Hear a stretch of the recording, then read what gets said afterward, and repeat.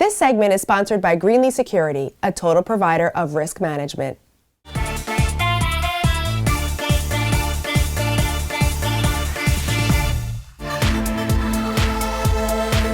We're going to keep the laughs going for now with our next guest comedian and entertainer, Greg Morton. He tells us what it takes to make it in the business of comedy and why he likes performing in Atlantic City. So let's check out the interview. We have on our show Greg Morton. He is an amazing comedian. He's so funny. I got to see him on his show this week. Thank you so much for coming on the show. Thank you for having me. So tell us about your history as a comedian. Oh my goodness. What a way to open an interview. Did you tell us? Start from the beginning. Well, as a small child in the womb, and you were thinking you were doing stand-up, but of course, you were by yourself. And what were the acoustics like in the womb? Right. No, I started out, it was... Before this, I was a mobile disc jockey. Well, I've had a lot of different careers before this, you know. Right. Because at first, when I first started, I thought I was going to be a cartoonist. Okay. And I had an art background. But you worked in that field, though. Yes, I did. Okay. But I found that I was a lot more extroverted than I actually was. Like, you didn't want to be behind the scenes. You wanted to be like, Yeah, and the first job that I had was working on the Scooby and Scrappy Doo show. Oh, you have to give us the impersonation. Oh, yeah.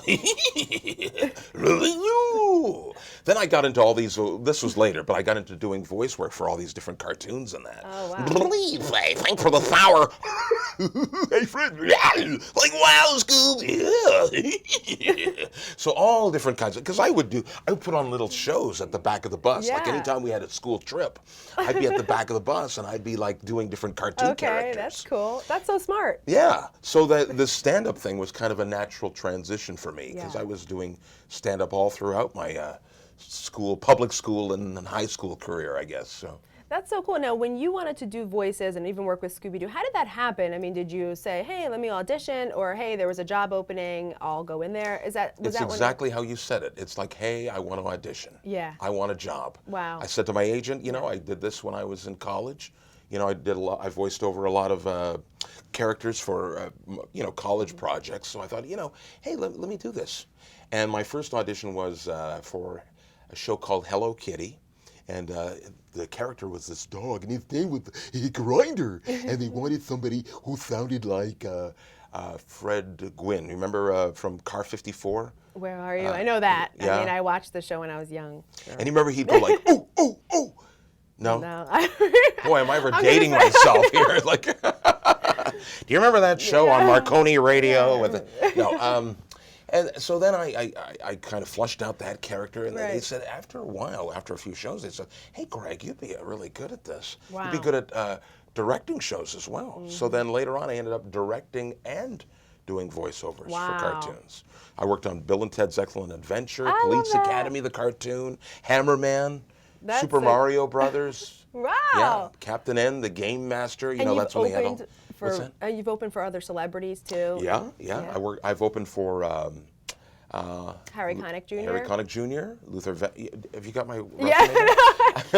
Thank God you're here. Let me prompt you. That's the great thing about Alzheimer's. You're always opening for new people, right? No, I was. I opened for Luther Vandross at Radio City Music Hall. Wow. I mean, come on. Right? Celine Dion. Wow. And now you're working with Bob Kephart at the Comedy Stop here at the Tropicana. Yes. Doing a show here. How has it been working with the Comedy Stop and just the people that attend and being in Atlantic City? Well, I'll tell you something.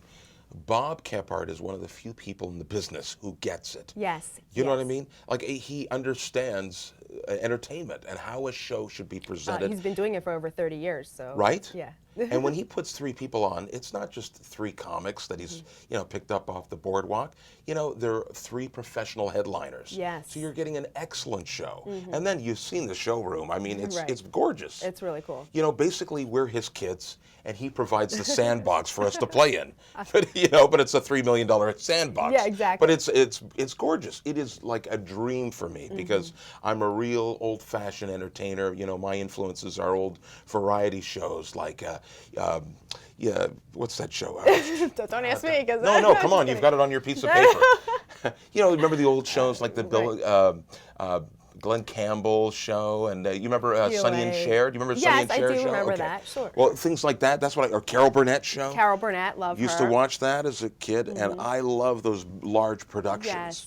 And that's what Bob does. That's fun. why he calls himself producer Bob Kephart, Yes, because he really produces does that. these shows. It's so true, and you could see the synergy between you and the other two comics. It was really great. It wasn't just three people that were there. Right. So exactly. he does a really great job. And he with gets that. it right every time. Like Yes. I've never worked with a bad person there, ever. Right, right. I agree. So tell us about your comedy skit. It is so. You know what I find funny is that how you call it a little skit. Because everybody does that. It's always the grandmothers and the mom. And when you do your little skit, are you going there to Atlantic City to do your little skit? Now, do you do it on the boardwalk or in the ocean, or how do you do it exactly? Right. I guess I'm asking your inspiration about the skit. I mean, you have the My Star Wars inspiration? trilogy. The internet. I just rip things off of there, and a lot of internet jokes, and wherever I can steal material, that's where I can. No, what are you talking about? Yeah. It's from real life. That's where it's from. Of course, yeah. So you have your real life stuff. So you do impersonations because that's what you're good at. That's one of your. I mean, nobody else can do that. I know what you're asking, Whitney. Okay. You're asking what was my inspiration? Yes. Before this, I was a mobile disc jockey.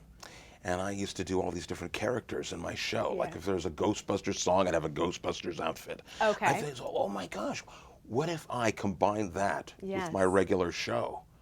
You know, and put this, because nobody's ever done that, you know, taken stand-up and combined it with a sort of a variety impression thing. Right. So I did all these people, these artists that I love, Tina Turner, Prince, Mick Jagger, Michael Jackson, and I put them all in my show. Yeah.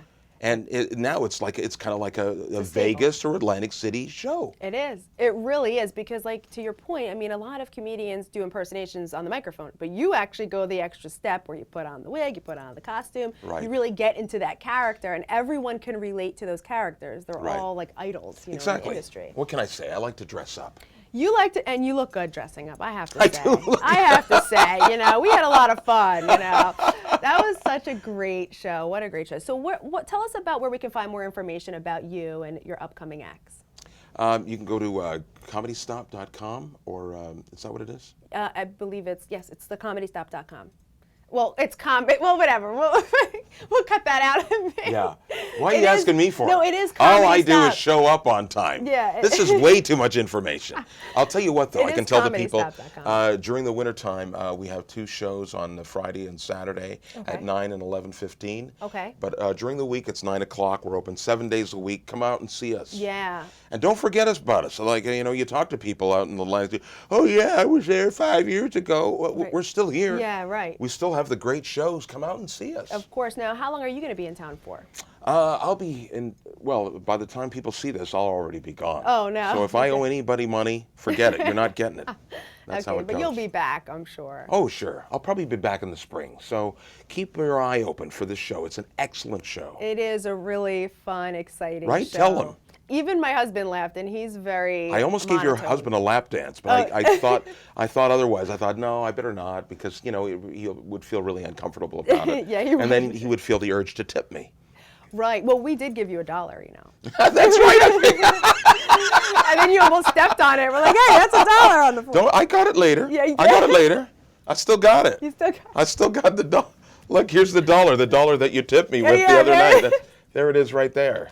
That's so funny. All right, there you go. Yeah. Well, you deserved it, so. Oh, yeah, I'm hanging on to that. You That's a keep souvenir. That's not going in the snack machine.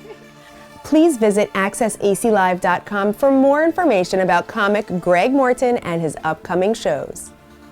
Thanks for joining us. We'll see you next Thursday at 8 p.m. for a whole new show. See you in Atlantic City.